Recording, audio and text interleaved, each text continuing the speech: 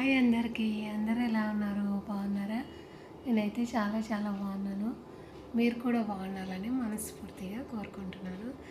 ఏంటక్క హుషారుగా ఉన్నావు అనుకుంటున్నారు కదా. ప్రతి ఒక్కరి జీవితంలోనూ కష్టాలు అన్నటివి ఖచ్చితంగా వస్తాయి. కానీ వాటిని అధిగమించే శక్తి అనేది ఎవరు కూడా ఇవ్వరు అన్నమాట. అది మనకు మనమే క్రియేట్ చేసుకోవాలి. అవి ఎలా అనేది నేను మీ అందరికీ చెప్తాను.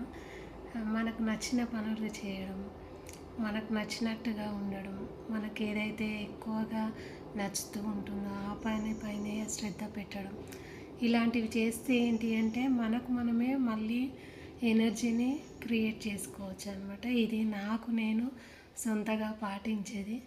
నాకు మొక్కలంటే చాలా ఇష్టమని మీ అందరికీ తెలుసు. అది ఒక వ్యక్తి నుంచి అలవాటైంది. ఆ వ్యక్తి పేరు నేను చెప్పలేను. కాకపోతే ఇక్కడ ఈరోజు మనం పెంచిన మొక్కల పువ్వులు తీసుకొచ్చి ఇలా ఇంట్లో అలంకరించుకుంటే ఎంత అందంగా ఉంటుందో చూడండి ఫ్రెండ్స్. ఇక్కడ నేను మా చెట్లకు పూసిన పువ్వులు అయితే తీసుకొచ్చి ఇలా రోజు పెడుతూ ఉంటానన్నమాట.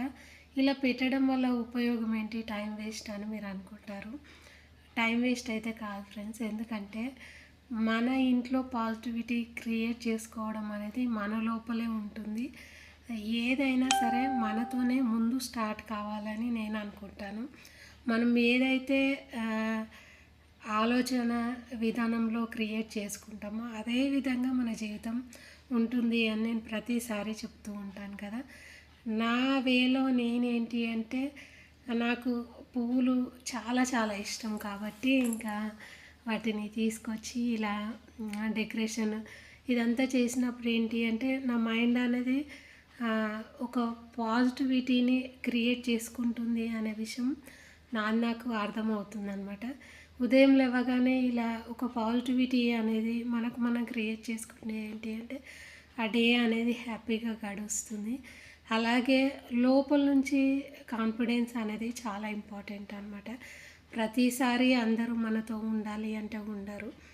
మన కోసం మనం తీసుకునే కేరు, అలాగే సెల్ఫ్ కేరు, మనని మనం ఇష్టపడడం, ఇదంతా కూడా మెయిన్గా మనం క్రియేట్ చేసుకోవాలి. అప్పుడే మనం చాలా హ్యాపీగా ఉండగలుగుతాం. ఇది నా సొంత ఎక్స్పీరియన్స్. అందుకే ఒంటరిగా హ్యాపీగా ఉండగలుగుతున్నాను.